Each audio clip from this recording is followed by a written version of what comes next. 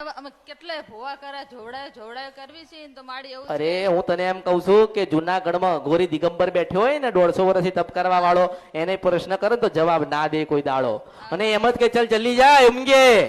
ભાગ જા ચલી જા યહાં સે એવું કે એ લોકોને કઈ પડી નથી એ તો આ લોકોને પડી શકે સભા ભરાવે છે તમને ખવડાવે ને તમને બેહાડે છે આ લોકોને બધી પડી છે એટલે કરે છે અને હું તને મેં તને હામાંથી તમને લોકોને કીધું કે અહીં તમે બંધ થઈ જાઓ અહીં તમે ના આવશો તમે તમારા મઠે જાઓ મારો ભાવ કેવો છે કે તમે તમારી માના ખોળામાં જાઓ ને આજીવન દુઃખ ના પડે પણ તમે સમજવા તૈયાર નથી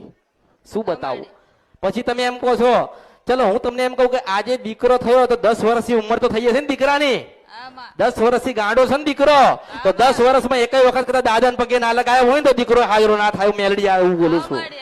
હા માડી હા